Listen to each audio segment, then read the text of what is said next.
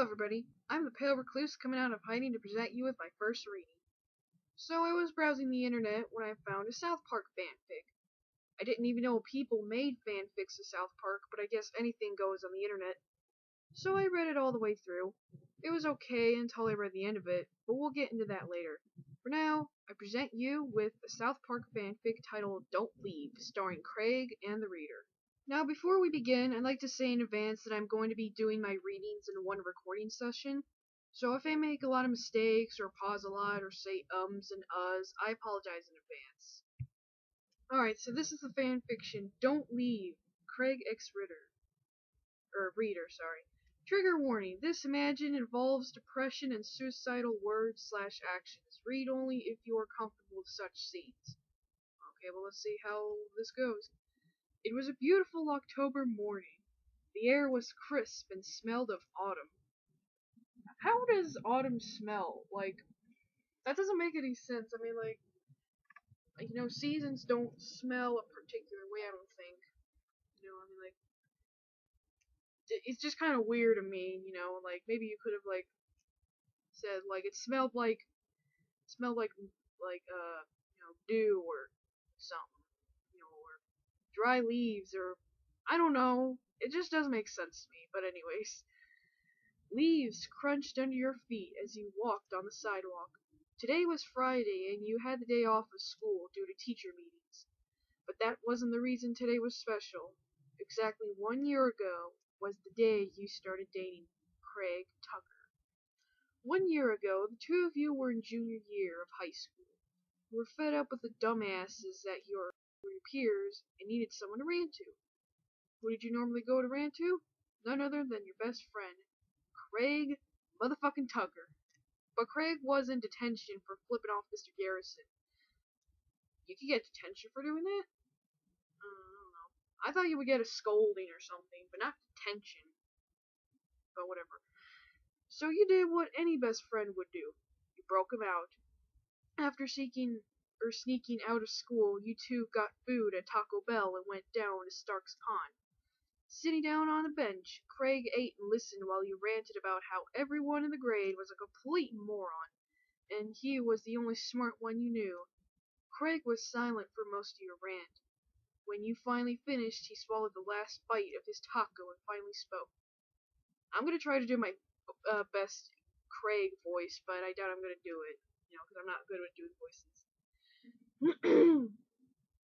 Let's go kill people in Grand Theft Auto. Laughing, you agreed. Cracking a small smile, he stood up and you two walked to his place. The two of you played Grand Theft Auto 5 for hours, killing random bystanders and laughing when the cops tried to kill you. Craig, I need you to pick me up, he said. Okay, where are you? In front of the convenience store by the strip club. I'm on my way. Yeah, could you possibly be on your way a little bit faster? Why, what'd you do? I may or may not have 4 stars right now. Damn your name. Or, well, since it says your name, the reader, I might as well put down my actual name. Damn, Alexa, he said. What did you do? Let's see. I killed a cop, stole a cop car, drove to the airport, stole a jet, exploded it, robbed the store, and shot the clerk. Holy shit. Yeah. Oh! Just killed another cop, and now I have 5 stars. Alright, I'm here. Which one are you? The red sports car. I see you. Oh shit, they're shooting at me. I'm in. Go, go, go. I'm going. Faster, man. They're right behind us. Thanks to someone. Hey, that cop was shooting me. It was in self-defense. He was shooting at you because you robbed a store and shot a clerk. That's completely beside the point. Craig laughed. Okay, since it's like someone else doing an action, you kind of should put that below the quotation. Because people are going to be assuming that Craig said that, not the reader. But whatever. Oh, wait, I think I have a sticky bomb. Only a few seconds later, there was a giant explosion. Did you seriously just sticky bomb a cop car? Yeah, but I'm pretty sure I blew up at least 3. Alright, now drive to the airport. I want to steal a helicopter. It was another 20 minutes before you were finally shot down by the cops for killing all the strippers at the strip club. Dude, why'd you kill that stripper? Craig asked as your player reset. Her lap dance sucked. Okay, but why did you kill all the others? For the hell of it. Craig laughed and you grinned. Finally, Ruby kicked you two out of the living room, so you went up to his room. Falling onto his bed, you sighed. Dude, your sister sucks. Yeah, what do you want to do now? You shrugged. I don't know. Hey, Alexa. Yeah? Can I tell you something? You rolled over on your belly and looked at him. He sat cross-legged on the bed in front of you. Sure, man, what's up? I think I like someone. You arched an eyebrow. Arched or art? I kind of don't know how to say that word, I'm sorry. You think? Craig bit his lip. Okay, I do like someone. Is it Clyde? What the fuck, Alexa? No! He exclaimed, his cheeks bright pink. He shrugged. What? It was a valid question. You never said if it was a guy or not. It's a girl. Okay. He was silent and you rolled your eyes. Go on. It's just, I don't know how to tell her. I'm not really good at these sorts of things. Maybe I can help you. What's she like? Well, she's straightforward, blunt, doesn't really put up with any bullshit. You gave an encouraging nod and you continued. And she's really cool. She likes video games, especially violent ones where she can kill people. You chuckled. I need to meet this girl, he said. She sounds badass. Craig cracked a small smile. Yeah, she is. Well, he said, thinking. She doesn't sound like the kind of girl who wants the whole overly romantic thing, you know? Like roses, chocolates, and all that shit. Or any beating around the bush. I say get the girl some food, maybe a few cheat codes, and tell her you like her and you want to go out. And you think she'll say yes? Oh no, I'm sorry.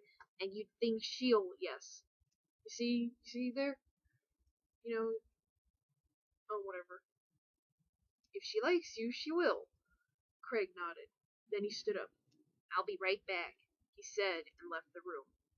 Shrugging, you walked over to Stripe's cage and began to play. Oh, you forgot the apostrophe, after Stripe. Because, it's just Stripe. Whatever. Began to play with the little guinea pig. About 8 minutes later, Craig came back, hands behind his back. He turned around, Stripe's head sticking out of your sweatshirt pocket. Craig smiled at the cuteness of it all. Wait a minute, you put an apostrophe there, but not where the other one was needed? That's kind of weird. Took you long enough. Where the hell were you? Craig only walked in and stood in front of you, who was sitting on his bed, his hands still behind his back. Silently, he handed you a bag of chips and a slip of paper. What are these for? You asked, taking them. Food and cheat codes, he said quietly. It took you a moment, but finally the realization hit you like a smack in the face. Oh. Craig shuffled his feet nervously. I'm really not good at these things, he said in his nasally voice. But I really like you, Alexa. You're fucking awesome, and if you went out with me, I'd be so happy. He smiled and set the bag and paper down before standing up. Well, I do like you when you're happy. Yes, wrong you're, he said. Craig stared at you with wide eyes and you laughed. Oh, for fuck's sake, Craig. Yes, I'll go out with you. Craig smiled and pulled you in for a kiss, mindful of the fragile rodent in your front pocket. You felt the small animal nuzzle your stomach and laughed. Looks like Stripe approves. Oh no, I'm sorry, it's Craig. Looks like Stripe approves. Or was it Reader? I don't know, it's not very specific in this fanfiction, it's not really specific on who's talking at times. It's like someone talks, when you think it'd be someone else talking, and then goes into someone else, doing something. I don't know, it's kind of confusing. Anyways, Craig laughed and kissed you again. Okay. Now, I don't have a problem with flashbacks, but personally, I felt that went on a little bit too long. The author could have shortened the flashback down. Instead of putting in all that detail about, them playing video games. Because I think half of it was just them playing video games. Half of the flashback was that. So the author, could have just shortened it down to, Reader and Craig played video games for hours, and they had fun. And then Ruby, being the bitch sister that she is, kicks him out. They could have shortened it down to that, and then go into the other stuff about Craig being all shy. But that's just me. That was a year ago. Things were so different back then. You two played video games like Grand Theft Auto 5 and just derped around, causing mayhem and destruction wherever you went. Like, what kind of destruction? Did they destroy entire cities? God damn! We're fucking beasts. You ate junk food and Googled cheat codes. You laughed. He laughed. You missed those days. Now you two never played video games or really did anything for that matter. You hadn't heard him laugh in so long. Hell, you could hardly remember what it sounded like. He never smiled, not even when he spent time with Stripe. It got so bad that his parents actually began to notice. They took him to the doctor. He was diagnosed with depression and prescribed medication. But you know he didn't take it. He always hated taking pills. But since he didn't take the medicine, he didn't get better, and your relationship was starting to seriously suffer. You two never really hung out that much anymore. You never kissed. Hell, you can't even remember the last time you two even hugged. It didn't feel like a relationship anymore. Anymore, in this context it's being used in should be put together, not separated. But whatever. He just wasn't the Craig you fell in love with. So that is why you were headed to his place to talk to him. As much as you loved him, both of you were suffering, and the best thing for both of you would be to end it. He could focus on getting better, and you could focus on school and college applications. It was for the best. It seems reasonable. Slowly, you walked up the steps of his porch and knocked on his door. You noted the car was absent from the driveway along with Ruby's bike, indicating that he was alone in the house. You guessed that was a good thing. The last thing you need were eavesdroppers. The door opened and Craig motioned for you to come inside. He walked in and sat on the couch, and he shut the door and sat next to you. That's a lot of ands in one sentence. He could have put, like, commas, like, walked in, sat on the couch, or separated it into two sentences, if you didn't want to get rid of the ands, But whatever. Again. Hey. Again, it's not really specific who the fuck says anything sometimes. I'm sorry. That was Craig that said, hey, first. Fucking be specific who's talking, please. I like to know who's talking so I don't get confused. Anyways. Hey, he said quietly. The two were silent. The only sound was the quiet ticking of the second hand on the clock on the mantel. He took a deep breath and let it out. Look, Craig, he started. I need to talk to you about something. He said nothing, but stared back at you. He took this as a cue to go on. Lately, haven't been, not things, well, same. We are older now and have to deal with different things than before. Like making sure we graduate high school with good enough grades, and the whole college thing is a pain in the ass. And we aren't exactly us anymore. Craig only blinked and you sighed. Look, we only have 1 year left here before we go who knows where. And with everything going on all at once, I think it would be best for both of us if we broke up. Craig had remained silent and emotionless throughout your entire speech, but with those last few words, he stood up and walked into the kitchen. Confused, you stayed seated, unsure of what he was doing, but everything became clear when he walked back onto the room. You mean into the room? Not onto, no, whatever. With a large cutting knife held to his throat. Startled, you stood up. Craig, what the hell? Okay, now you remember when I said earlier that,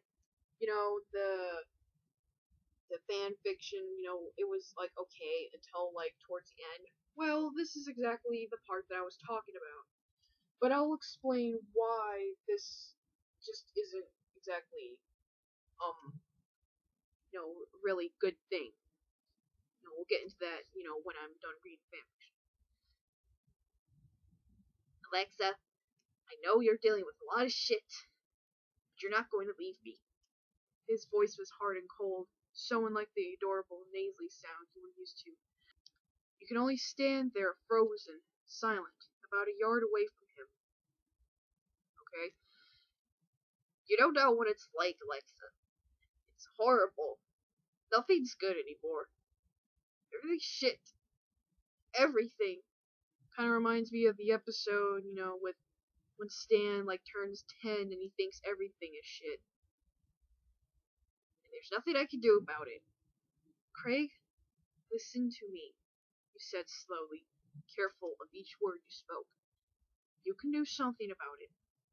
All you have to do is take the pills. God damn it! I'm not taking those fucking pills, Alexa, he screamed, the blade dangerously close to his neck. I'm not taking anything. He was shaking now, and you were afraid he would end up slicing his neck. But if tried to walk closer, you mean if you? Yeah, there's no you, it's just if tried. He'd press the knife harder against his throat. Craig, please, he whispered. No, Alexa, he yelled. Listen to me. The only reason I haven't killed myself yet is because of you. Whenever I was about to, I had the fucking knife in my fucking hand. I thought of you. I thought of you and I couldn't do it. You're the only thing keeping me alive, and God help me believe me. I will do it. Tears stung your eyes as you stared at him. He was watching you intently, his eyes wild with emotions. You don't know how long you stood there. It felt like hours. The only sound was the ticking of the clock and his harsh, angry breathing. Slowly, you took a baby step towards Craig, you whispered. His hand twitched, but he didn't say anything. His eyes on you, unblinking. Craig, you spoke again, this time a little louder, but this time your voice cracked. His hand seemed to relax ever so slightly on the blade. Craig, I'm not going to, you said, as you slowly walked to him. His gaze softened slightly. What? He whispered shakily. You shook your head, still slowly making your way towards him. I'm not going to leave you, Craig. I'm not leaving you. His grip on the blade loosened more, and when you finally got to him, you were able to slip it out of his hand. Oh no, I didn't even put it in there. And drop it to the floor. He broke down crying in your arms. You fell to your knees, but he didn't seem to notice, clutching onto you like a lifeline. You said nothing, but held him close, gently rocking back and forth. When he stopped crying, he slowly looked up at you. You cupped his cheek in your hand. Promise? He asked, his voice raw and cracked. I promise, you whispered, leaning your forehead against his, or we'll get through this together. Craig let out a shaky breath and closed his eyes, feeling safe in your arms. Finally, after months of not being able to trust anything anyone said, not being able to trust his own mind, of not having anything to hold on to, Craig finally had something he could rely on. He had you and your promise. One thing he knew he could trust was you and your word. So that was Don't Leave. Oh boy. You guys probably saw what was wrong with it at the end. Okay. If you don't understand what I'm talking about, I'll walk you through it. So basically, you, the reader, try to break things off with Craig because, there was just nothing in the relationship, basically. According to the author, it just didn't even feel like a relationship anymore. So, the reader, decided it was best, for you and Craig to break up so he could get better and you could both finish school. Which seems pretty reasonable, actually. And, Craig, basically, he kinda, didn't take the breakup too well and just decided to threaten his life if the reader threatened to leave him. Now, to be honest, I don't think I watched South Park that much, but I don't think Craig would actually do something like that, even if he was depressed. Now, if it was Cartman, if it was Cartman doing this, that wouldn't, I would be okay with that, because it's more in his character, to be a manipulative douchebag, not Craig. I'd like to go over something with you guys. I actually looked this up, after reading this fanfiction. It's basically the Wikipedia page on the topic of manipulation. Okay, so this is the Wikipedia page on manipulation. I'll leave the link to the page in the description if you'd like to read more in depth into it. So at the top, somewhere near the top, is the requirements for successful manipulation. Sorry. This was theorized, or not theorized. This was thought up, or whatever, by psychology author George K. Simon. And one of the requirements, kind of matches with the situation with the reader and Craig. Which would be the second one. Knowing the psychological vulnerabilities of the victim to determine what tactics are likely to be the most effective. So basically, that fits the situation very well with Craig and the reader. Now, keep in mind, I'm not saying that, people with depression manipulate people, to get what they want. I'm not saying that. And I'm not even saying that, Craig is intentionally manipulating the reader. But it's a possibility that that is what is going on. Because it just the shit that happened, towards the end, it kind of falls under manipulation. So basically, Craig knows that the reader, the reader, care for him. And, he obviously doesn't want the reader to leave him. So he threatens his life if the reader even attempts to leave him.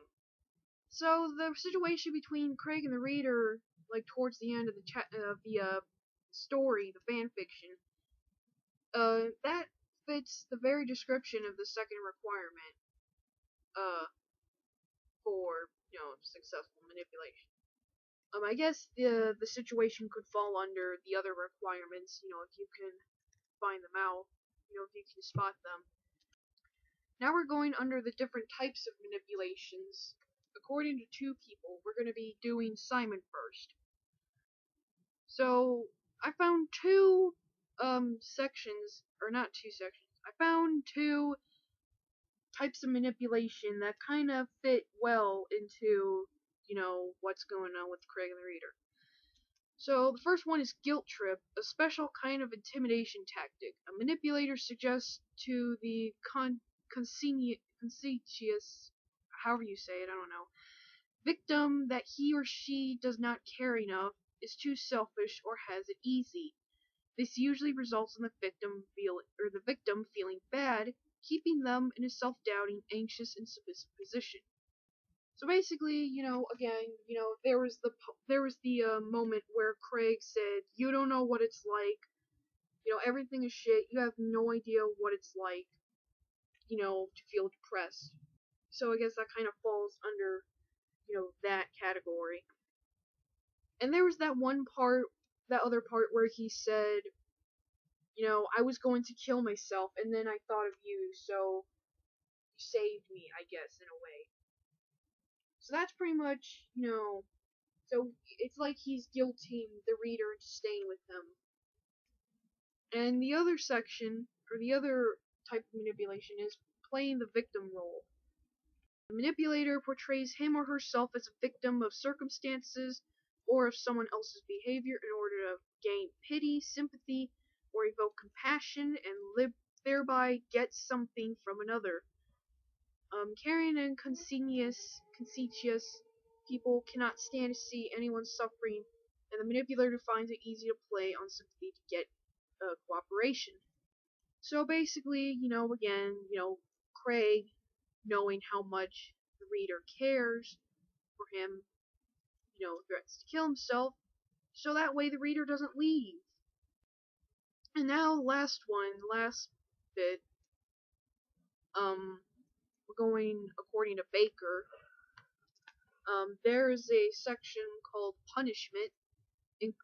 Includes nagging, yelling, the silent treatment, intimidation, threats, Craig threatening to kill himself again, swearing, which he did, but it's really not that big of a deal, I don't think. Like most people don't get offended when people say fuck or shit or whatever.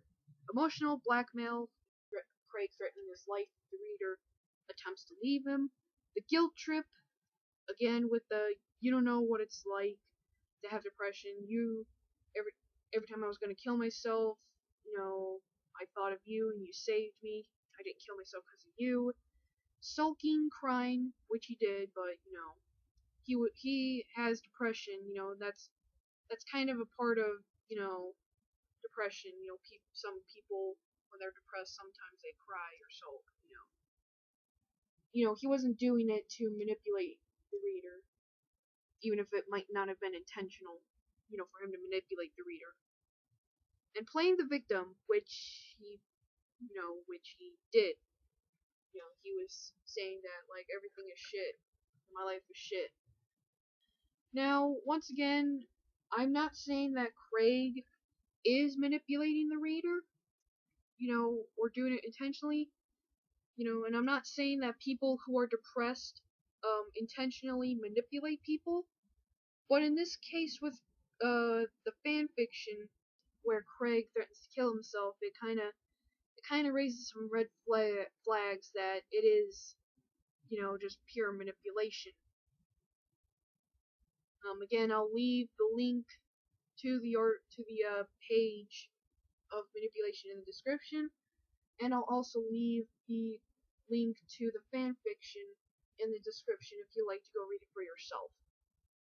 So the fanfiction, like I said, was decent, like at first, other than the few grammar issues, and spelling mistakes, it wasn't all that bad, but my biggest issue with the fanfiction would have to be the end where Craig threatens to kill himself if the reader decides to leave him. If anyone has any requests for me to read fanfictions, let me know. It doesn't matter what kind of fanfiction it is or whether it's well written or shitty, I'll be glad to do it. This is the Pale Recluse, and I'll see you the next time I decide to come out of hiding.